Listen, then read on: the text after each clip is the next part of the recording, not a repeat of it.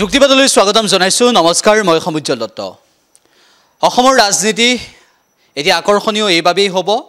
যে বিৰোধী একত্ৰিত হৈছে অসমৰ ৰাজনীতি এবাৰ আকৰ্ষিত এইবাবেই হ'ব বুলি সকলোৱে কৈ আছে যে এবাৰ তিনি গগৈ একত্ৰিত হৈ আছে অসমৰ ৰাজনীতি এবাৰ সলনি হ'ব বুলি এইবাবেই কোৱা হৈছে যে বিজেপিৰ পতন হোৱাটো বহুতেই বিচাৰিছে এটা প্ৰশ্ন উত্থাপন হৈছে যেটো সময়ত বিহাৰৰ ৰাজনীতিত এনডিএ চমক দেখুৱালে কংগ্ৰেছ আৰজেডি ধৰিচ্ছাত হৈ গ'ল সেই মুহূৰ্তটোত অসমত কেনেদৰে সম্ভৱ হ'ব এই সকলোবোৰ কথা আলোচনা কৰা আৰু এই সকলোবোৰ কথা ৰাজনীতিকৰ দৃষ্টিৰে কেনেদৰে ভাবে এই কথাখিনি বিশ্লেষণ কৰাটো অতি প্ৰয়োজনীয় আৰু সেইবাবে আজি আমি ষ্টুডিঅ'লৈ আমন্ত্ৰণ জনাই আনিছোঁ এগৰাকী প্ৰবীণ ৰাজনীতিকক সকলোৱে চিনি পায় আমি আদৰণি জনাইছোঁ ৰমেন বৰঠাকুৰ ডাঙৰীয়াক আমি আদৰণি জনাইছোঁ অনুষ্ঠানলৈ ৰমেন চন্দ্ৰ বৰঠাকুৰ ডাঙৰীয়াক আমি এই বিষয়টোৱে ক'ব বিচাৰিছোঁ যে অসমৰ ৰাজনীতিত দীৰ্ঘদিন ধৰি আপুনি অসমৰ ৰাজনীতি প্ৰত্যক্ষ কৰি আহিছে অসমৰ ৰাজনীতিত আপুনি ওতঃপ্ৰোতভাৱে জড়িত হৈ আছে এইবাৰো বিৰোধী একত্ৰিত হৈছে আৰু 2026 চনত কিবা এটা সলনি হ'ব বুলি সকলোৱে আশা প্ৰকাশ কৰিছে এগৰাকী ৰাজনীতিকৰ দৃষ্টিৰে 2026ত আপুনি কি দেখিব প্ৰথম কথা জুবিন গাৰ্গৰ মহাপ্ৰস্থানৰ পাছত বা মহাপ্ৰয়াণৰ পিছত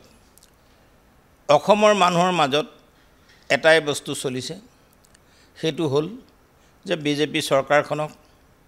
অসমত যিখন মিত্ৰজোঁটৰ চৰকাৰ আছে সেই চৰকাৰখনক উফৰাব লাগে আৰু এই উফৰাবৰ কাৰণে এইটো অসমৰ ৰাইজৰ ডিমাণ্ড বিৰোধী শিবিৰত থকা ৰাইজৰ ডিমাণ্ড বিজেপিত থকা মানুহৰো ডিমাণ্ড বুলি ক'লে হয়তো ভুল নহ'ব জুবিনৰ মহাপ্ৰয়াণৰ পাছত এই চৰকাৰখনক আঁতৰাব লাগে আৰু তাৰ কাৰণে অসমত যিহেতু আঞ্চলিকতাবাদক মানুহে সমৰ্থন কৰে ইয়াৰ আগতো 85 আৰু 96ত দুবাৰকৈ আঞ্চলিক দলে চৰকাৰ গঠন কৰাৰ অভিজ্ঞতা অসমৰ মানুহৰ আছে এতিয়া হেহে প্ৰথম চইচটো হৈছে এলায়েন্সৰ জাতীয়তাবাদক বিচৰাৰ লগতে কংগ্ৰেছ যেহেতু সৰ্ববৃহৎ দল কংগ্ৰেছৰ লগত এলায়েন্স কৰি আৰু সিপিআই সিপিএম যিবিলাক দল আছে সিপিআইএমএল ইতিমধ্যে যোৱা দুদিনমানৰ আগত আমাৰ বিৰোধী দলৰ এখন একত্ৰিত সভা হৈছিল এই সভাত যেহেতু এটা সিদ্ধান্ত হৈছিল যে 2026ৰ নিৰ্বাচন একেলগে খেলা আৰু মই এটা কথাই ক'ব পাৰোঁ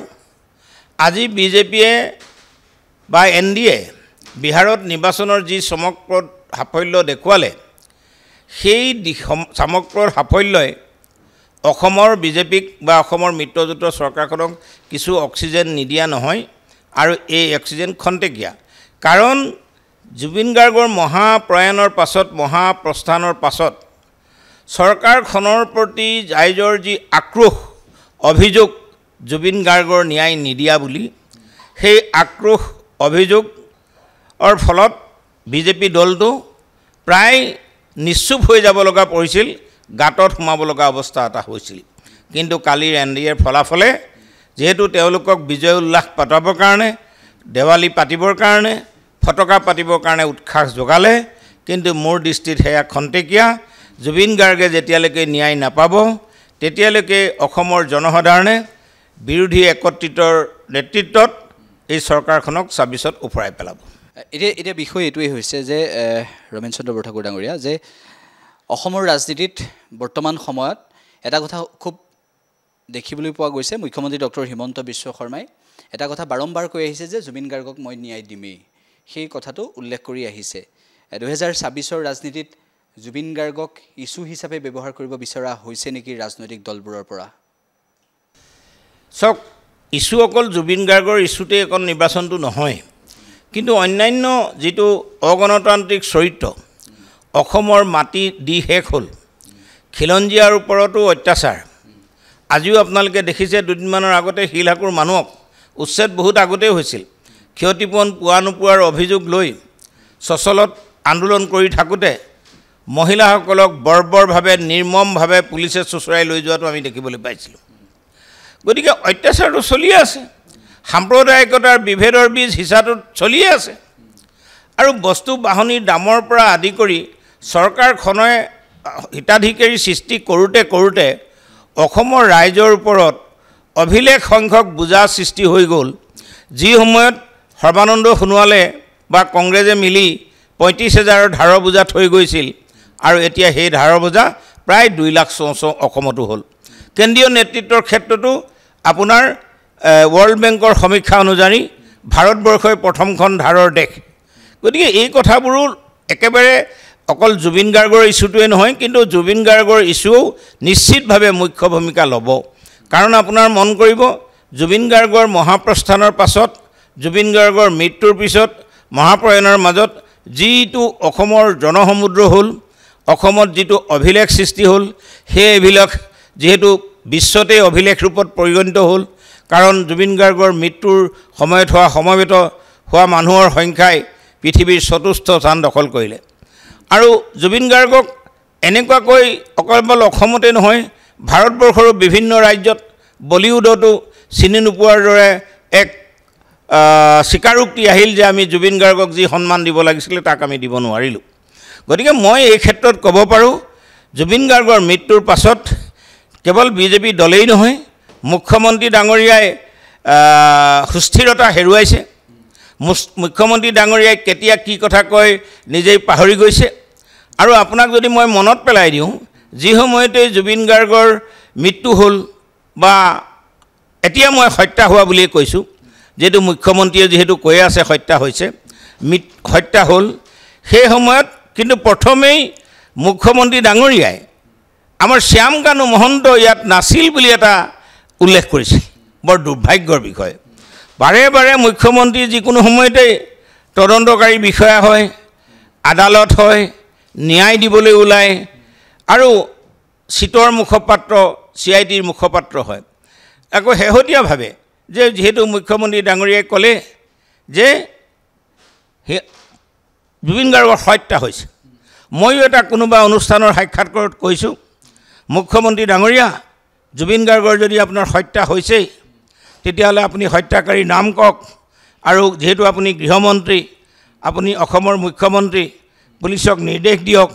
আৰু তেওঁলোকক গ্ৰেপ্তাৰ কৰক আৰু তেওঁলোকক আদালতলৈ প্ৰেৰণ কৰাৰ ব্যৱস্থা কৰক অৰ্থাৎ ন্যায়ালয়লৈ প্ৰেৰণ কৰাৰ ব্যৱস্থা কৰক চাৰ্জশ্বিট প্ৰেৰণ কৰক কিন্তু এতিয়া তেখেতে কৈ আছে হত্যা হ'ল আকৌ ইফালে চিটে মানুহ মাতি ফুৰিছে ৰাইজে অভিযোগ কৰিছে যাক তাক মাতিব লাগে তাক মতা নাই একালৰ মেনেজাৰ মিত্তাল আছিলে তেখেতক বহু পলমকৈ ৰাইজৰ হেঁচাতহে মতা হৈছে তো আৰু বিভিন্ন সময়ত বিভিন্ন এজাহাৰত নাম উঠিছে সেই এজাহাৰ পঞ্জীয়ন হোৱা নাই এজাহাৰ পঞ্জীয়ন নহ'লেই যেনিবা চিটে সেইবিলাক মানুহক CIDয়ে সেইবিলাক মানুহক মতাত অসুবিধাটো ক'ত থাকি গ'ল কাৰণ যিটো চিটেটো যিসকল মানুহক মাতিছে জুবিনে ক'ৰবাত পুৰি খাইছিলে চাহ খাইছিলে কোনোবাই বিহু সন্মিলনৰ পইচা দিছিলে তেনেকুৱা মানুহকো মতিছে এজাহাৰখন পঞ্জীয়ন নহ'লেই যেনিবা এজাহাৰখন ৰেজিষ্টাৰ নহ'লেই যেনিবা তো সেই মানুহবিলাকক চিটে কিয় মতা নাই মই ক'বলৈ বিচাৰিছোঁ আজি আপোনালোকক এই কথাটো মই বখৰমত পয়ে হয়তো প্ৰথম কথা কোৱা হ'ব আমাৰ যিজন পবিত্ৰ মাৰ্ঘেৰিটা বৈদেশিক ৰাজ্যমন্ত্ৰী এফালৰ পৰা চেঙেলীয়া বয়সত কম বয়সত গৌৰৱৰ বিষয় বুলি মই কৈছোঁ কিন্তু যোৱাকালি পবিত্ৰ মাৰ্ঘেৰিয়াই কৈছে যে অসমৰ ৰাইজে চেঙেলীয়াসকলক অসমৰ দায়িত্বভাৰ নিদিয়ে হয় যে পবিত্ৰ মাৰ্ঘেৰিটা ডাঙৰীয়া আমিও দেখিলোঁ আপুনি এজন চেঙেলীয়া হ'ল আপুনি ভাৰতবৰ্ষৰ বৈদেশিক ৰাজ্যমন্ত্ৰী হ'ল জুবিন গাৰ্গৰ হত্যা হ'ল ছিংগাপুৰত দেশৰ বাহিৰত আপুনি কিন্তু বৈদেশিক ৰাজ্যমন্ত্ৰী হৈও জুবিন গাৰ্গৰ পত্নীক সেই সময়ত তাইলৈ লৈ যাব পৰাকৈ এটা ব্যৱস্থা কৰি দিব আপুনি নোৱাৰিলে কি কাৰণে নোৱাৰিলে আপুনি অসমৰ জনসাধাৰণক জনাব নেকি স্বামীৰ বিয়োগত পৰিয়ালৰ মানুহ যোৱা পত্নী যোৱা এটা অত্যন্ত প্ৰয়োজনীয় কথা আছিল জুবিন গাৰ্গৰ পত্নীক আপুনি বৈদেশিক ৰাজ্যমন্ত্ৰী হৈ তালৈ যোৱাৰ কি কাৰণে সুবিধা কৰি দিব নোৱাৰিলে পবিত্ৰ মাৰ্ঘেৰিটা ডাঙৰীয়া আপুনি অসমৰ জনসাধাৰণক চেঙেলীয়া হৈ জনাবনে এই পবিত্ৰ মাৰ্ঘেৰিটা ডাঙৰীয়াৰ যিটো প্ৰেক্ষাপট আপুনি সন্মুখলৈ আনিলে একেটা সময়তে মই এইটোও সুধিব বিচাৰিছোঁ যে জুবিন গাৰ্গৰ মৃত্যুৰ পৰৱৰ্তী সময়ত আজিৰ তাৰিখলৈকে এই মুহূৰ্তলৈকে প্ৰতিটো ৰাজনৈতিক দলৰ পৰা দাবী উত্থাপন হৈছে, বিৰোধীৰ পৰা দাবী উত্থাপন হৈছে যে ন্যায় প্ৰক্ৰিয়াটো খৰতকীয়া কৰিব লাগে। সেই ন্যায় প্ৰক্ৰিয়া খৰতকীয়া কৰাৰ যিটো সময়ত দাবী হৈছে, মুখ্যমন্ত্ৰীগৰাকীয়ে সেই সময়টোত চাৰ্জশ্বীট দাখিলৰ তাৰিখ 2টা দিনত আমি দেখিলোঁ 3টা তাৰিখ নিৰ্ধাৰণ কৰি দিলে, আমুক তাৰিখকেইটাত আমি দিম বুলি চাৰ্জশ্বীট দাখিল কৰা হ'ব বুলি উল্লেখ কৰিলে। এতিয়া প্ৰসংগ এইটো সকলোৱে ভাবিছে, অসমৰ মানুহে ভাবিছে, অসমৰ মানুহৰ মনলৈ আহিছে, যিহেতু প্ৰাণৰ শিল্পী আছিল জুবিন গাৰ্গ, অসমৰ মনলৈ এইটোৱে আহিছে যে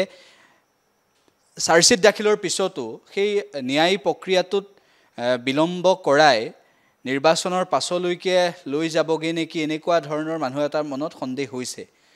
আপোনালোকে এই ক্ষেত্ৰতো এই কথাখিনিক লৈ কি ক'ব? এতিয়া চাওক, মইতো নাভাবোঁ ন্যায়ালয়েহে ন্যায় দিব। গতিকে ন্যায়ালয়ৰ যিটো প্ৰক্ৰিয়া, ডিচেম্বৰত চাৰ্জশ্বীট হোৱাৰ পাছত, 17-18 তাৰিখে ডিচেম্বৰত চাৰ্জশ্বীট হোৱাৰ পিছত আপোনাৰ সেই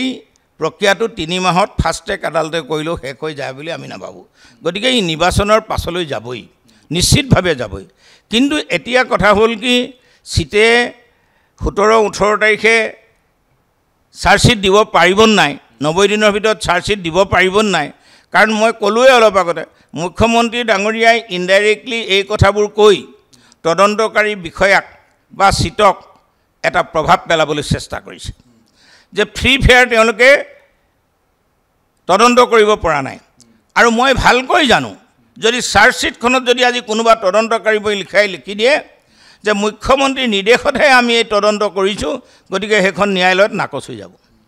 গতিকে জুবিন গাৰ্গৰ ন্যায়ৰ ক্ষেত্ৰত যিটো ধাৰাবাহিকতা আমি দেখিবলৈ পাইছোঁ, মই কোৱা নাই, ময়ো কৈছোঁ, ময়ো এজন লয়াৰ হয়, মই প্ৰেক্টিচলৈ নাযাওঁ বা মই এজন অধিবক্তা হিচাপে মই প্ৰেক্টিচলৈ নাযাওঁ। আইন সম্পৰ্কে মোৰ অধ্যয়নো আছে, জ্ঞানো আছে বা অভিজ্ঞতাও আছে। এই ক্ষেত্ৰত মই কওঁ যে বহু অভিজ্ঞ লয়াৰে কৈছে যে যিহেতু মুখ্য তদন্তকাৰী বিষয়া ছিংগাপুৰলৈ যোৱাই নাই, তদন্তকাৰী বিষয়া ছিংগাপুৰলৈ যোৱাই নাই, তো এই তদন্তকাৰী বিষয়া নোযোৱাকৈ এই তদন্ত কেনেকৈ সফল হ'ব? এই তদন্ত কেনেকৈ সফল হ'ব? আজি আপোনাৰ চাওক, আজি এতিয়া ঠিকেই কথা, আপুনি মন কৰিব যে আমি জুবিন গাৰ্গৰ আমি ন্যায়ালয়ে ইলেকশ্যনৰ পাছত ন্যায় দিব। কিন্তু আপুনি যদি এটা ইতিহাসলৈ চায়, ইন্দিৰা গান্ধীক হত্যা কৰিছিলে, কোনে হত্যা কৰিছিলে? তেওঁৰ নিৰাপত্তাৰক্ষীয়ে হত্যা কৰিছিলে বুলি মানুহে জানিছিলে। গতিকে তাত এটা ন্যায়ৰ আন্দোলন হোৱা নাছিলে। ৰাজীৱ গান্ধী প্ৰয়াত প্ৰধানমন্ত্ৰী, তেখেতক হত্যা কৰা হৈছিল। তেখেতক কোনে পিন্ধাইছিলে? আত্মঘাতী বোমাৰুৱে মালা পিন্ধাই হত্যা কৰা বুলি, তাত ন্যায় আন্দোলন হোৱা নাছিলে। আমি এই কথাটো আজি জানিব বিচাৰিছিলোঁ, অসমৰ মানুহে এই কথা জানিব বিচাৰিছিলে, বিৰোধী ৰাজনৈতিক দলে এই কথা জানিব বিচাৰিছিলে, জুবিন গাৰ্গৰ হত্যা কেনেকৈ হ'ল। আৰু এতিয়াও আপোনালোকে নিশ্চিতভাৱে জানিব, আমাৰ দলৰ সভাপতি অখিল গগৈ ডাঙৰীয়াই ন্যায়িক আয়োগৰ আগত এটা শপতনামা দিছে যে তদন্ত প্ৰক্ৰিয়া সঠিকভাৱে চলা নাই। গতিকে তেখেতে শপত খাই ন্যায়ালয়ত কৈছে আৰু বিভিন্ন সময়ত বিভিন্ন ধৰণে কথা কৈছে যে যিবিলাক কথা ন্যায়ালয়ত আবেগত যেহেতু বস্তু নচলে, তথ্য সত্যতা সাক্ষী এই সকলোবিলাকৰহে এই ন্যায়িক তদন্তটো চলিব। আৰু সেই কথাত অসমৰ জনসাধাৰণক আমি দেখা নাই। আকৌ মই কৈছোঁ, মুখ্যমন্ত্ৰী ডাঙৰীয়াই চিটৰ মুখপাত্ৰ, অসমৰ মুখ্যমন্ত্ৰী CIDৰ মুখপাত্ৰ আৰু তদন্তকাৰী বিষয়া হিচাপে কাৰ্যনিৰ্বাহ কৰি থাকিলে আমি ন্যায় কেতিয়াও নাপাওঁ। আৰু এইটো পুনৰ আপোনাৰ যিহেতু পৰিষ্কাৰ কৰি দিছোঁ আপোনাৰ প্ৰশ্নটোৰ ক্ষেত্ৰত যে নিৰ্বাচনৰ আগত এই ন্যায় প্ৰক্ৰিয়া সমাপ্ত নহয়, কিন্তু যে কেনেকৈ তদন্তৰে অসমৰ ৰাইজক পতিয়ন নিয়াব পাৰিব লাগিছিল যে জুবিন গাৰ্গক কোনে হত্যা কৰিলে, যিহেতু মুখ্যমন্ত্ৰী ডাঙৰীয়াই কৈছে হত্যা কৰিলে, আৰু সেইটো মুখ্যমন্ত্ৰী ডাঙৰীয়াই এটা ৰহস্য সৃষ্টি কৰি আজিৰ তাৰিখত তেখেতে বিদেশলৈ যোৱা বুলি আমি সংবাদ মাধ্যমত পাইছোঁ, আৰু এই সময়ছোৱাত তেওঁ বৃন্দাবনী বস্ত্ৰ আনিবলৈ যোৱা বুলি পাইছোঁ। কিন্তু মই সেইটো নহয় বুলি কৈছোঁ। সেইটো এইকাৰণেহে কৈছোঁ, তেওঁ এটা অজুহাত লৈ গৈছে। অহা 18 নৱেম্বৰত আৰু 19 নৱেম্বৰত অসমখন জুবিনময় হ'ব। জন্ম তেওঁৰ যিটো দিন, বাৰ্থডে, তেখেতৰ অনুপস্থিত ৰাইজে অসমৰ সমগ্ৰ অসমে পালন কৰিব। 19 তাৰিখটো অসমৰ মানুহে পালন কৰিব, আৰু তেওঁ সেইটো চাব নোৱাৰাৰ কাৰণে যে জুবিনময় অসমখন চাব নোৱাৰাৰ কাৰণে তেওঁ বিদেশলৈ ৰাওনা হৈছে। মই এই বিষয়টো আপুনি যিটো বিষয় উত্থাপন কৰিলে এক প্ৰকাৰ এটা ডাঙৰ মন্তব্য কৰিছে যে মুখ্যমন্ত্ৰী ডক্টৰ হিমন্ত বিশ্ব শৰ্মা লণ্ডনলৈ গৈছে বৃন্দাবনী বস্ত্ৰ আনিবলৈ, সেই কথা মুখ্যমন্ত্ৰীগৰাকীয়ে ফেচবুকৰ লাইভ জৰিয়তে ৰাইজক জনালে। তেনেকুৱা প্ৰেক্ষাপটত ৰমেন চন্দ্ৰ বৰঠাকুৰ ডাঙৰীয়াই যিটো বক্তব্য ৰাখিছে যে এই মুহূৰ্তত যে মুখ্যমন্ত্ৰীগৰাকী এইবাবেই গৈছে, মুখ্যমন্ত্ৰীগৰাকীয়ে 18 নৱেম্বৰৰ সেই দিনটো জুবিন গাৰ্গৰ যিটো দিনৰ জন্মদিন, সেই জুবিন গাৰ্গৰ জন্মদিনৰ দিনটো 18 নৱেম্বৰৰ দিনটো অসমবাসীয়ে পালন কৰিবৰ বাবে মুখ্যমন্ত্ৰীগৰাকীয়ে চাব নোৱাৰে বাবেই লণ্ডনলৈ গৈছে, এই মন্তব্যটো কৰিছে। এটা এক প্ৰকাৰ ডাঙৰ বক্তব্যই দিছে ৰমেন চন্দ্ৰ বৰঠাকুৰ ডাঙৰীয়াই। মই সেই প্ৰেক্ষাপটটোৰ পৰা আঁতৰি আহিছোঁ কিছু। এই মুহূৰ্তত মই এইটোৱে সুধিব বিচাৰিম, বিহাৰৰ ৰাজনীতিৰ পৰৱৰ্তী সময়ত, বিহাৰৰ ফলাফলৰ পৰৱৰ্তী সময়ত অসমৰ মানুহৰ মনত প্ৰশ্ন, ৰাজনৈতিক বিশ্লেষকৰ মনত প্ৰশ্ন যে অসমত বিৰোধী যি একত্ৰিত হৈছে সেই বিৰোধীয়ে 2026ত প্ৰভাৱ পেলাব পাৰিবনে নাই? আপোনাৰ দৃষ্টিত কি? মইতো পোনপটীয়াকৈ কৈছোঁ যে অসমত আঞ্চলিকতাবাদ মানুহে সমৰ্থন কৰে। ৰাইজৰ দল 2020ত প্ৰতিষ্ঠা হৈছিল বা প্ৰতিষ্ঠিত হৈছিল, আৰু কাৰ আন্দোলনৰ পিছতেই জাতীয় পৰিষদ গঠন হৈছিল। আৰু জাতীয় পৰিষদ গঠন হৈ বহুটা সমষ্টিত প্ৰাৰ্থী দিছিল, আৰু যিহেতু ৰাইজে সমৰ্থন কৰিছিল কাৰণে আৰু সেই সময়তো যে ৰাইজৰ দল আৰু জাতীয় পৰিষদ এই দুটা যিটো কংগ্ৰেছৰ নেতৃত্বত যিটো মহাযুঁজ হৈছিল 2021ত নহাৰ কাৰণে কংগ্ৰেছ পৰাজয় হৈছিল। এইটো অসমৰ যিহেতু আধুনিক বুৰঞ্জীত লিপিবদ্ধ আছে। গতিকে মই ক'ব খোজোঁ যে কংগ্ৰেছ দলৰ এটা ভেটি আছে, নাই বুলি মই নকওঁ, ভোটৰ ভেটি আছে। কংগ্ৰেছ দলৰ ময়ো একালৰ সদস্য আছিলোঁ। মই কংগ্ৰেছ দল এৰি আহিছোঁ 2024 4 এপ্ৰিল তাৰিখে। কিন্তু এটা কথা মই নিশ্চিতভাৱে ক'ম, জাতীয়তাবাদৰ লগত যেতিয়া কংগ্ৰেছ দলৰ বিজেপিক পৰাস্ত কৰিবৰ কাৰণে শুদ্ধ অন্তৰেৰে এলায়েন্স হ'ব, আপুনি আজি লিখি ল'ব পাৰে, এই ষ্টুডিঅ'ত ৰমেন চন্দ্ৰ বৰঠাকুৰে অন ৰেকৰ্ডত কৈ গৈছে বিজেপিক অফৰাবলৈ সহজ হ'ব। ইয়াত কোনো কঠিনতা নাহে। আৰু বিহাৰত কি হৈছে এইটো আমাৰ প্ৰশ্ন নহয়। আৰু আমাৰ সভাপতিজনক মই আজি এটা প্ৰশংসা কৰিবই লাগিব, তেখেতে অসমৰ বাহিৰত আছে।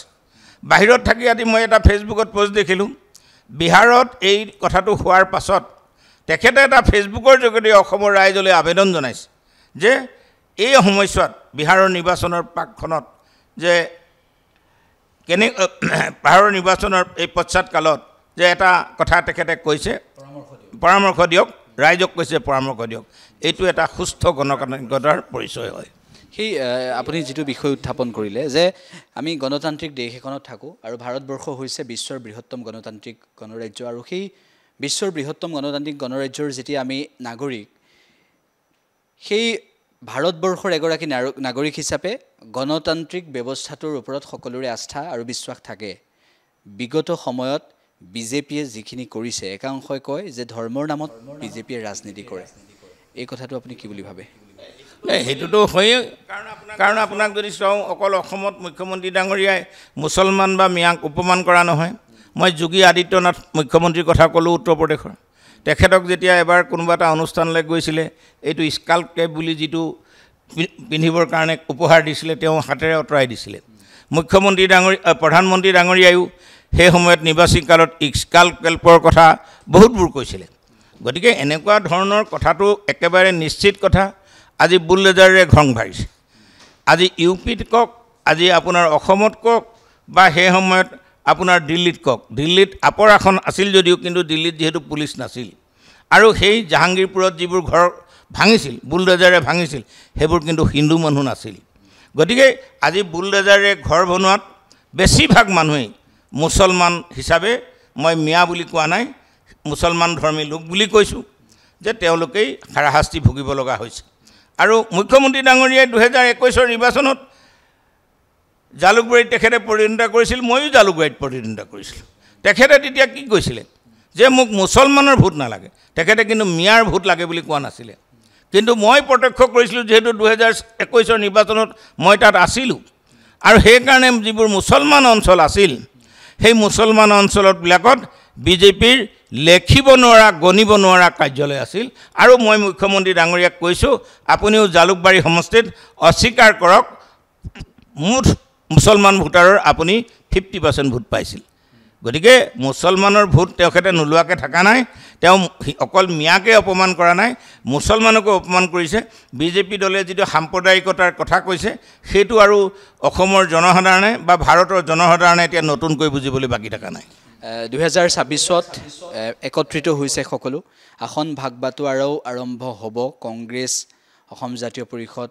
আৰু অখিল গগৈৰ নেতৃত্বাধীন ৰাইজৰ দল একত্ৰিত হৈছে বাওঁপন্থী দল একত্ৰিত হৈছে সেই মুহূৰ্তটোত এতিয়া বিষয়টো হৈছে যে আসন ভাগ বাটোৱাৰাৰ ক্ষেত্ৰত যদিহে কিবা স্বৰূপে অমত হয় কংগ্ৰেছৰ সৈতে অমত হয় বাকী দলকেইটাৰ তেতিয়াহ'লে বিসম্বাদ যদি আৰম্ভণি হয় তেনেহ'লে বিৰোধীৰ কিন্তু অথন্তৰ লাগিব বিৰোধীৰ কিন্তু সেই সমস্যাত পৰিব বিৰোধী যথেষ্ট বিজেপিৰ বিৰুদ্ধে যুঁজ দিয়াৰ ক্ষেত্ৰত মই অস্বীকাৰ কৰা নাই আপোনাৰ প্ৰশ্নটো প্ৰথম কথা ইতিহাসৰ অধ্যয়ন কৰিব লাগিব শেহতীয়াভাৱে বিহাৰত কংগ্ৰেছ আৰু আৰজেডিৰ মিত্ৰতাৰ ক্ষেত্ৰত বহু পলম হৈছিল কোনোবাইতো কৈছেই মুঠ আসনৰ প্ৰাৰ্থী দুই প্ৰাৰ্থী মিলি 4জন নে 5জন বেছি হৈছিল কংগ্ৰেছে 61খনত খেলিছিল বাকীখিনি আৰজেডিয়ে খেলিছিল যে তাৰ মূল কথাটোৱে কোনোবাই ক'ব পাৰে যে বিহাৰত নিৰ্বাচনী পৰাজয়ৰ অন্য এটা কাৰণ যিটো এলায়েন্স যিটো মিত্ৰতা সময় অনুযায়ী গঢ়ি উঠা নাছিল আৰু বিজেপি দলে মানুহক কিনি লোৱাৰ যিটো ভোট কিনি লোৱাৰ এটা প্ৰয়াস কৰিছে তাৰ বিপৰীতে ৰাহুল গান্ধী ডাঙৰীয়াই ভোট চুৰিৰ অভিযোগটো আনিছিল ভোট চুৰিৰ যিটো অভিযোগ এইটো ফটকে সাধাৰণ মানুহে বুজি পোৱা বস্তু নহয় আজি মই আপোনাক কৈছোঁ যে আপুনি হয়তো মোক সুধিলেহেঁতেন কিন্তু মই তাৰ আগতেই ক'লোঁ যে 18 নৱেম্বৰ তাৰিখে আমি দিছপুৰ বিধানসভা সমষ্টি কমিটিৰ তৰফৰ পৰা আমি জুবিন গাৰ্গৰ 18 নৱেম্বৰটো দিনজোৰা কাৰ্যসূচীৰে পাতিবলৈ লৈছোঁ আৰু তাতে আমি এই দিনজোৰা কাৰ্যসূচীত স্বাস্থ্য শিবিৰ ৰাখিছোঁ পুৱা 9:30 বজাত আমি তাতে 3টা বজাত শ্ৰদ্ধাঞ্জলিৰ অনুষ্ঠান আয়োজন কৰিছোঁ আমাৰ শ্ৰদ্ধাঞ্জলি উদ্বোধন কৰিব বা শ্ৰদ্ধাঞ্জলি জ্ঞাপন কৰিব প্ৰাক্তন আমোলা IAS প্ৰাক্তন IAS লিখক সাহিত্যিক নিবন্ধকাৰ লক্ষ্মীনাথ তামুলীদেৱে এতিয়া মই ক'ব খুজিছোঁ তাত আমি যেতিয়া এই অনুষ্ঠানটোৰ কাৰণে মানুহক প্ৰচাৰত আছোঁ বা নিমন্ত্ৰণ কৰিছোঁ মানুহে কৈছে যে তাত আমি গ'লে কি পাম এফালেতো আমি এটা ডাঙৰ বস্তু দিছোঁ আমি স্বাস্থ্য শিবিৰ পাতিছোঁ বিনামূলীয়া স্বাস্থ্য শিবিৰ পাতিছোঁ এই বিজেপি চৰকাৰখনে অসমৰ জনসাধাৰণক এতিয়া এনেকুৱা পৰ্যায়লৈ লৈ গ'ল যে বস্তু দি আজি হিতাধিকাৰী সৃষ্টি কৰি ৰাজকোষ উদং হৈ গ'ল যে আমি বিপৰীতে এই কথাষাৰ এইকাৰণেই ক'বলৈ খুজিছোঁ যে ৰাহুল গান্ধী ডাঙৰীয়াই যিটো ভোট চুৰিৰ অভিযোগ আনিল আৰু আৰজেডিয়ে যিটো মানে দিয়াৰ কথা কৈ আছিল এই কথাবোৰত কিছু ক্লেছ হৈছিল যাৰ কাৰণে বিহাৰত এলায়েন্স ফেইল কৰিছিল আৰু লগতে বিহাৰৰ এলায়েন্সৰ কথাত আৰু এটা কথা মই কৈছোঁ এতিয়াও সামাজিক মাধ্যমত বহুত কথা চলি আছে আৰু মই নিজে এটা কথা দেখিছিলোঁ প্ৰথম ফেজ ভোট হৈ যোৱাৰ পিছত আৰজেডিৰ নেতা তেজস্বী প্ৰসাদ যাদৱে এটা কথা কৈছিল যে ইলেকশ্যন কমিশ্যনে কিমান মহিলাই ভোট দিলে কিমান পুৰুষে ভোট দিলে এইটো নিৰ্দিষ্ট তথ্য কৰিব কৈছিল এইটো কোৱা নাই এতিয়াও ছ'চিয়েল মিডিয়াত এটা বস্তু চলি আছে টোটেল ভোটাধিকাৰৰ ভিতৰত 3 লাখতকৈ বেছি ভোট ওলাইছে আজি আপোনালোকৰ যোগেদি এই অনুষ্ঠানৰ যোগেদি মই নিৰ্বাচনী আয়োগক এই প্ৰত্যাহ্বান গ্ৰহণ কৰিবৰ কাৰণে অনুৰোধ জনাইছোঁ যে এই 3 লাখ ভোট কেনেকৈ বেছি হ'ল যদি নিৰ্বাচন আয়োগে এই 3 লাখ ভোটৰ সঠিক উত্তৰ দিব নোৱাৰে আমি বুজিব লাগিব ডাল মে কুছ কালা है নিৰ্বাচনী আয়োগ অগণতান্ত্ৰিক নিৰ্বাচনী আয়োগ স্বতন্ত্ৰ নহয় নিৰ্বাচনী আয়োগৰ ওপৰত বিজেপিৰ প্ৰচণ্ড হেঁচা আছে এই কথাটো আমি মানিব লাগিব ঠিক আছে নিৰ্বাচনী আয়োগৰ ওপৰত জ্ঞানেশ কুমাৰৰ বিৰুদ্ধে বা নিৰ্বাচন আয়োগৰ বিৰুদ্ধে যিখিনি অভিযোগ ৰাহুল গান্ধীয়ে বিহাৰ নিৰ্বাচনৰ প্ৰাক্ষণত উত্থাপন কৰিছিল ভোট চুৰি কেন্দ্ৰ কৰি সেইখিনি সমগ্ৰ দেশবাসীয়ে দেখিলে তাৰ পিছত ৰাহুল গান্ধীয়ে আজিও এটা মন্তব্য কৰিলে লোকসভাৰ বিৰোধী দলপতিগৰাকীয়ে আজিও এটা মন্তব্য কৰিলে যে এয়া আশ্চৰ্যজনক আৰু অনিয়ম প্ৰথমৰ পৰা বিহাৰ নিৰ্বাচনত হৈ আছিল এই কথা ৰাহুল গান্ধীয়ে আকৌ এবাৰ ক'লে এতিয়া প্ৰসংগটো এইটোৱেই যে সকলোৱে আশা প্ৰকাশ কৰিছে যে ইভিএমৰ ওপৰত সন্দেহ এটা সকলোৱে পোষণ কৰিছে 2026ত বিৰোধীয়ে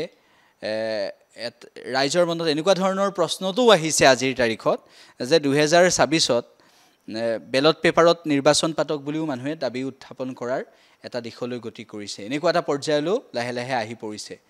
বিৰোধীৰ ফালৰ পৰা কিবা আলোচনা হৈছে নেকি এই ক্ষেত্ৰত চাওক এই গোটেই কথাটো অকল অসম ভিত্তিক হ'লে নহ'ব এই গোটেই ভিত্তিটো দেশ ভিত্তিক হ'ব লাগিব আৰু মই বহুত আগৰ পৰাই কৈছোঁ নিৰ্বাচনৰ অভিযোগ দিয়াতকৈ প্ৰয়োজন সাপেক্ষে নিৰ্বাচন বৰ্জন কৰাৰ দৰে কঠোৰ সিদ্ধান্ত ল'ব লাগে 5 বছৰ আজি এতিয়া বিহাৰত যেনেকৈ কেইজনমান MLAৰ বাহিৰে কংগ্ৰেছৰ 6জন আৰু JDUৰ বোধহয় RJD বোধহয় 25জন এইকেইজন MLA আজি যিটো মেজৰিটি তাত থাম্পিং মেজৰিটি আছে সেই থাম্পিং মেজৰিটিৰ ক্ষেত্ৰত এইকেইজনে একো কৰিব নোৱাৰে বিৰোধী থকা নথকা একেই কথাই হ'ল গতিকে মই এই কথাটো কেৱল মুখেৰে বা শ্লোগান বুলি কৈ নথকাতকৈ যেহেতু কংগ্ৰেছ দলেই ভাৰতবৰ্ষৰ সৰ্ববৃহৎ দল কংগ্ৰেছ দলে এই নেতৃত্ব বহন কৰিব লাগে কংগ্ৰেছ দলে ক'ব লাগে যে আজিৰ তাৰিখৰ পৰা বিহাৰৰ নিৰ্বাচনৰ পিছত আমি সকলো নিৰ্বাচন বেলট পেপাৰলৈ যাম তাৰ কাৰণে যি যাৱতীয় ব্যৱস্থা গ্ৰহণ কৰিব লাগে গ্ৰহণ কৰিবৰ কাৰণে মই আহ্বান জনাইছোঁ অসমৰ ক্ষেত্ৰত এটা প্ৰশ্ন মোৰ ঠিক নহ'ল শেষ হোৱা নাই যেটো আপুনি কৈছিলে যে বিৰোধী ভাঙি যাব বিৰোধী ভাঙি গ'লে কি হ'ব অৰ্থাৎ চিট বতৰাৰ কথা হ'ল আপুনি এটা কথা মনত ৰাখিব যে ঘৰ এখন ধৰি ৰখাৰ প্ৰথম কামটো হ'ল অভিভাৱকৰ পিতৃৰ আৰু ইয়াত যদি আমি এই এলায়েন্সৰ কথাটো চাওঁ অসমৰ ক্ষেত্ৰত কংগ্ৰেছ পাৰ্টি সচেষ্ট হ'ব লাগিব কাৰণ মুখ্যমন্ত্ৰী কংগ্ৰেছ দলৰ পৰা হ'ব গৌৰৱ গগৈ হয় নহয় এইটো মই আজি ক'ব নোৱাৰোঁ সেইটো দলে নিৰ্ধাৰণ কৰিব কিন্তু মই ক'ব খুজিছোঁ যে বৰ্তমান যিটো এলায়েন্স অসমত যিটো এলায়েন্স হ'ব তাত কংগ্ৰেছ দলৰ পৰাহে যিহেতু মুখ্যমন্ত্ৰী হ'ব কংগ্ৰেছ দলে হৰ হালতত যিকোনো পৰ্যায়ত কোনো বিৰোধীক অসন্তুষ্ট নকৰাকৈ এলায়েন্স আগবঢ়াই নিয়াটো কংগ্ৰেছ দলৰ দায়িত্ব গতিকে সেই দায়িত্ব পালন কৰাৰ ক্ষেত্ৰত কংগ্ৰেছ যেনেদৰে দায়বদ্ধ বিৰোধীও কিন্তু এই ক্ষেত্ৰত ইতিবাচক পদক্ষেপ ল'ব লাগিব নিশ্চিতভাৱে অবান্তৰ বিৰোধীয়ে নকৰে বা কৰাৰো প্ৰশ্ন নাহে ঠিক আছে মই যদি এই মুহূৰ্তত সোধোঁ যে 2026 চনত ৰমেন চন্দ্ৰ বৰঠাকুৰ ডাঙৰীয়াই যদি দিছপুৰ বিধানসভা সমষ্টিৰ পৰা প্ৰতিদ্বন্দ্বিতা কৰিম বুলি যিহেতু আপুনি কৰিব বুলি চৰ্চা হৈ আছে বা বিভিন্ন প্ৰেক্ষাপটত আমি দেখিবলৈ পাইছোঁ দিছপুৰ বিধানসভা সমষ্টিৰ যদি জনগাঁথনি আমি লক্ষ্য কৰোঁ তেনেহ'লে এই সমষ্টি পুনৰ নিৰ্ধাৰণৰ পৰৱৰ্তী সময়তো দিছপুৰ বিধানসভা সমষ্টিৰ ক্ষেত্ৰত ভাৰতীয় জনতা পাৰ্টিৰ বাবে সেই পৰিৱেশটো অনুকূল বুলি যদি মানুহৰ মনে ধৰে বিৰোধীয়ে তাক কেনেদৰে প্ৰত্যাহ্বান জনাব চক তাতে এফালৰ পৰা যদি চোৱা যায় যাতে 49% জেনেৰেল কাষ্টৰ ভোট আছে আৰু জেনেৰেল কাষ্ট বুলি ক'লে আমি মানুহে এনেকুৱা এটা ধাৰণা কৰিব খোজে বিজেপিৰ ফলত মই দীৰ্ঘদিন ৰাজনীতি কৰিছোঁ মইতো বামুণ মানুহ মইতো জেনেৰেল কাষ্টৰ মানুহ আৰু এনেকুৱা আমাৰ দলতো বামুণ মানুহ বুলি কথা একো নাই বা এনেকুৱা কথাও নাই যে বামুণ মানুহে বিজেপিকে ভোট দিব এনেকুৱাও কোনো কথা নাই গতিকে মই ভাবোঁ যে 49% জেনেৰেল কাষ্ট থাকিলেও অকল যে এইটো বিনাশৰ পিছত যিহেতু মই সমষ্টিটিত ঘূৰিছোঁ আজি 40টা বছৰ দিছপুৰ সমষ্টিৰ যদি ইতিহাস চাই 85 চনৰ পৰা 85 চনত অতুল বৰা MLA আছিলে অতুল বৰা PW মিনিষ্টাৰো আছিলে আৰু এতিয়াও তেখেতৰ বিজেপিৰ মন্ত্ৰী আছে MLA হৈ আছে 40টা বছৰ তেখেত 25 বছৰ বিধায়ক হৈ আছে কংগ্ৰেছৰো বিধায়ক 15 বছৰ হৈ আছে গতিকে এই ক্ষেত্ৰত যদি মই যেতিয়াই তালৈ যাওঁ মই আপোনাক জেগা কৈছোঁ বিভিন্ন জেগা কৈছোঁ যে যিবোৰ জেগাত আজি তাৰিখত ৰাস্তাৰ কোনো প্ৰশ্নই নাই মাটিৰ কোনো পট্টাৰ কোনো ব্যৱস্থাই নাই যিবিলাক অসমীয়া মানুহ হি ট্ৰাইবেলেই হওক বা অন্য জেনেৰেল কাষ্টৰে হওক পাহাৰত থকাই হওক এই মাটিবিলাকৰ মানুহবিলাকৰ অৱস্থা নিশ্চিতভাৱে নাই আৰু অকল সেইটোৱে নহয় এই 40টা বছৰত দিছপুৰ সমষ্টিৰ কি উন্নয়ন হ'ল যেতিয়া মই ৰাইজক সোধোঁ মই অভিযোগ নানো ৰাইজে কিন্তু মাতিব নোৱাৰে মই কৃত্ৰিম বানপানীৰ কথা কৈছোঁ আপুনি এতিয়া দিছপুৰৰ জোৰাবাট অঞ্চল দিছপুৰত নপৰে আগতে যিহেতু পৰিছিলে অৰ্থাৎ 2024 ইলেকশ্যনৰ আগে বা 2021লৈকে এই জোৰাবাট অঞ্চলো দিছপুৰতে পৰিছিলে আজিকালি জোৰাবাটত কৃত্ৰিম বানপানী হয় জোৰাবাটত কৃত্ৰিম বানপানী হয় আজি দুদিনমানৰ আগতে অমিত শ্বাহ আহিছিলে অমিত শ্বাহে বাইপাছেদি অৰ্থাৎ যাব লগা কথা আছিলে, লখৰা ৰোডেদি যাব লগা কথা আছিলে, অমিত শ্বাহে কৃত্ৰিম বানপানীৰ কাৰণে তালৈ যাব নোৱাৰিলে। আপুনি জুৰি পাৰলৈ আহক, আপুনি 6 মাইললৈ আহক, শংকৰদেৱ কলাক্ষেত্ৰৰ ৰাষ্ট্ৰীয়লৈ যাওক, আপোনাৰ জুৰুডলৈ যাওক, আপোনাৰ ৰুক্মিণী গাঁৱলৈ যাওক, আপুনি হাতীগাঁৱলৈ যাওক। এই যে 40টা বছৰত কেৱল লুণ্ঠন লুণ্ঠন লুণ্ঠন, আজি কৃত্ৰিম বানপানী, খোৱা পানী, বাট পথ, দিছপুৰত একোৱেই নাই। আৰু ৰাইজৰ এই কথাবোৰ মই এতিয়াই প্ৰতিশ্ৰুতি দি আহিছোঁ। নিৰ্বাচনৰ প্ৰাককালীন মই যিহেতু নিজৰ দিছপুৰ সমষ্টিৰ ইস্তাহাৰ উলিয়াম, কি কি কৰিম ৰাইজক এতিয়াও মই মেলাই মিটিঙে কৈছোঁ। গতিকে ইয়াত কেৱল বিজেপিৰ কাৰ্ডত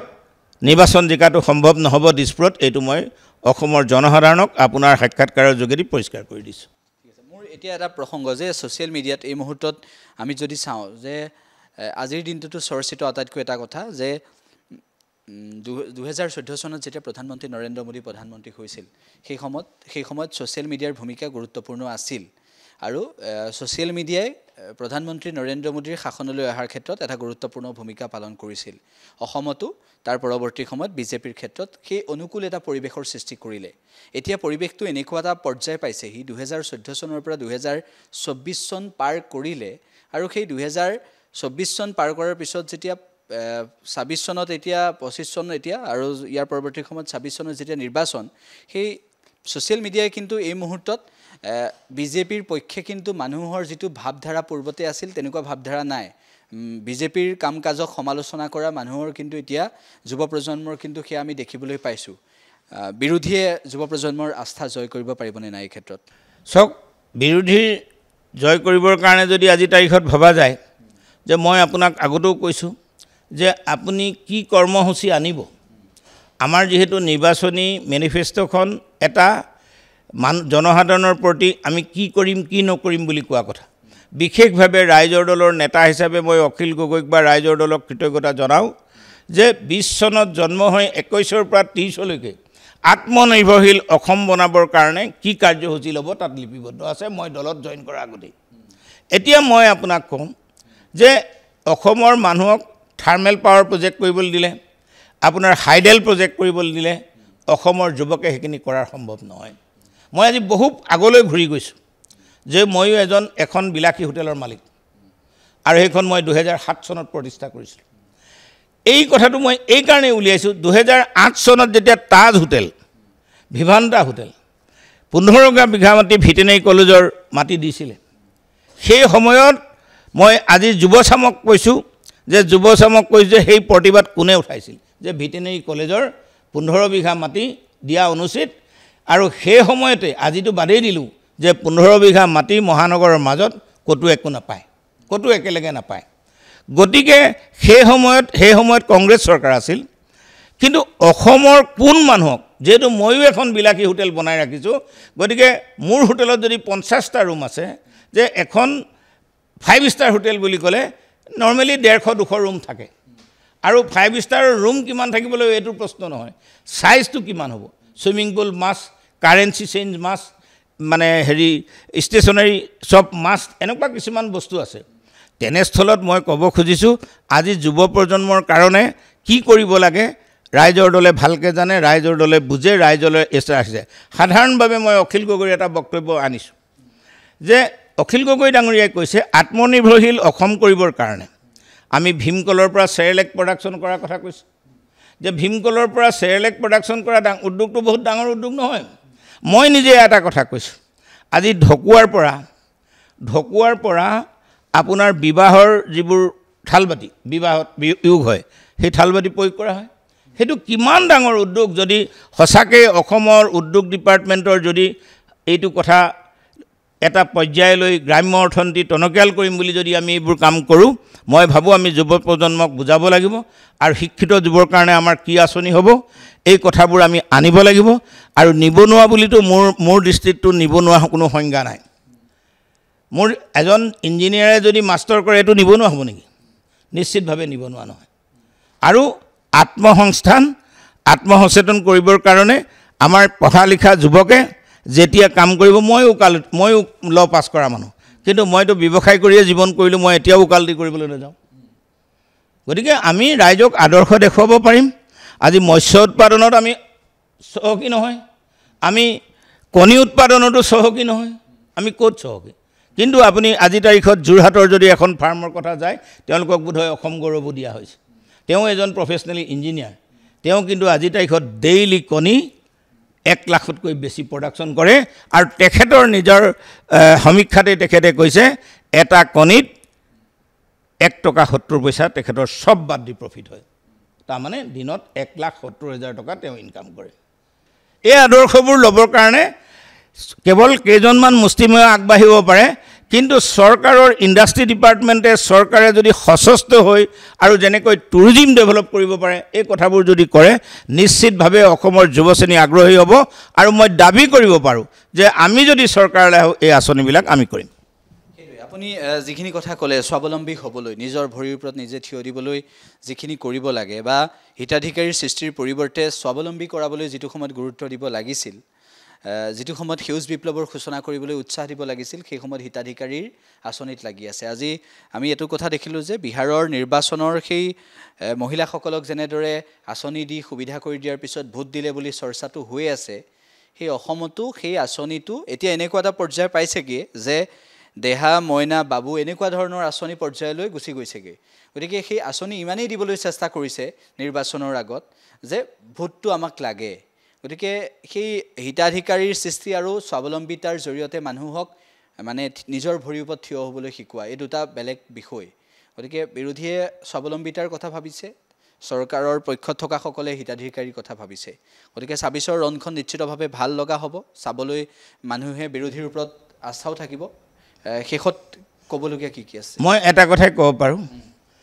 এই বাবু মইনা যিমানবোৰ আঁচনি আহিছে উদ্যমিতা আঁচনিৰ পৰা আদি কৰি সব আহিছে এই কথাবিলাক বাবু মইনা এই আঁচনিৰ পৰবোৰ কিন্তু যোৱা ১৫টা বছৰত কংগ্ৰেছে প্ৰথম অৰুণোদয় নামেৰে কম্পিউটাৰ দিয়া ব্যৱস্থা কৰিছিল বেয়া কথা নাছিল চাইকেল দিয়া কাৰ্যসূচীটোত সেই সময়টো আছিল অন্যান্য মাজনী নবৌ মানে আবিয়ৈ ছোৱালীকো মানে অৰ্থাৎ হিতাধিকাৰীলৈ অনা হৈছিল বা সাহায্য প্ৰদান কৰা হৈছিল কিন্তু ১৫ বছৰ শাসন কৰাৰ পিছতো কংগ্ৰেছ থাকিব নোৱাৰিলে শাসনত গতিকে এই কথাটো মই আপোনাক কৈছোঁ মাজনী আনক নবৌ আনক উদ্যমিতা আনক যি আনক অসমৰ মানুহে এতিয়া যিখিনি দেখিবলৈ পালে বাকৰুদ্ধ হ'ল আজি অসমৰ কোনোজন বুদ্ধিজীৱীক মই উচ্চ কণ্ঠৰে চৰকাৰৰ প্ৰতিবাদ কৰা দেখা নাই দুই এজনৰ বাহিৰে গতিকে কাৰণ চৰকাৰখনৰ বিৰোধ কৰিলেই চৰকাৰখনে এটা যেন চৰকাৰ বিৰোধী বা দেশদ্ৰোহী এটা সজাবৰ কাৰণে চেষ্টা কৰা এই গোটেই কথাবোৰ প্ৰত্যক্ষ হৈছে সেইকাৰণে মই আপোনাক ক'ব খুজিছোঁ মাজনী আনক কি মইনা আঁচনি আনক বাবু আঁচনি আনক উদ্যমিতা আঁচনি আনক আৰু কিবা যেহেতু গ্ৰেজুৱেট ল'ৰাসকলকো এটা দিয়া নাম মানে ভাবি নোপোৱা এটা পৰ্যায়লৈ হয় আৰু সেয়া মুখ্যমন্ত্ৰী ডাঙৰীয়াৰ এই কাৰণেই হৈছে তেখেতে ইতিমধ্যে ধৰিব পাৰিছে তেখেতৰ সংস্থাই তেখেতক কৈছে তেখেতৰ যিটো মানে গোপন কি বুলি কয় ছাৰ্ভেত তেখেতে গম পাইছে তেখেতৰ নেতৃত্বত ৰাইজ অসন্তুষ্ট অকল বিৰোধী দলেই অসন্তুষ্ট নহয় বিৰোধী ৰাইজেই নহয় বিজেপিৰ মানুহো অসন্তুষ্ট সেইকাৰণে তেওঁ সৰ্বতোপ্ৰকাৰে চেষ্টা কৰিছে পুনৰ আসনত আহিবৰ কাৰণে ঠিক আছে মই আপোনাক ধন্যবাদ জ্ঞাপন কৰিছোঁ আৰু ২০২৬ৰ প্ৰাকখনত আমি আকৌ লগ হ'ম ২০২৬ সন্মুখত আৰু নিৰ্বাচনৰ যিটো বতাহ সেয়া বলিবলৈ আৰম্ভ কৰিছে কিন্তু জুবিন গাৰ্গৰ ন্যায় বিৰোধীয়ে বিচাৰিছে জুবিন গাৰ্গৰ ন্যায় সকলোকে লাগে অসমৰ ৰাইজে বিচাৰিছে প্ৰাণৰ শিল্পীগৰাকীক ন্যায় দিয়াটো দিবই লাগিব সেয়া সকলোৰে দাবী আৰু একেটা সময়তে নিৰ্বাচনী প্ৰেক্ষাপটত স্বাৱলম্বিতাৰ নিদৰ্শন দাঙি ধৰি বিহাৰৰ ৰাজনীতিৰ পৰৱৰ্তী সময়ত হিতাধিকাৰী আঁচনিৰ পৰিৱৰ্তে স্বাৱলম্বিতাৰ নিদৰ্শন দাঙি ধৰি বিৰোধী আগবাঢ়িব বুলি উল্লেখ কৰিছে তিনি গগৈ একত্ৰিত হৈছে বিৰোধী একত্ৰিত হৈছে আৰু বিৰোধী একত্ৰিত হোৱাৰ পিছত মুখ্যমন্ত্ৰীগৰাকীয়ে যি মন্তব্য কৰিছে সেই মন্তব্যক অখিল গগৈয়ে সমালোচনা কৰি এনেদৰেও কৈছে যে মুখ্যমন্ত্ৰীগৰাকীয়ে বিৰোধী একত্ৰিত হোৱাৰ পিছত টোপনি নোহোৱা এটা পৰিস্থিতি হৈছে বুলিও কোৱা আমি শুনিছোঁ গতিকে ৰাজনৈতিক বাকযুদ্ধও আৰম্ভ হৈছে ৰাজনৈতিক ৰণচালিও আমি দেখিবলৈ পাইছোঁ ২০২৬ক কেন্দ্ৰ কৰি ৰমেন চন্দ্ৰ বৰঠাকুৰ ডাঙৰীয়াক আমি ধন্যবাদ জ্ঞাপন কৰিছোঁ অনুষ্ঠানলৈ অহাৰ বাবে আৰু ইয়াৰ লগে লগে যুক্তিবাদ ইমানতে সামৰিছোঁ ধন্যবাদ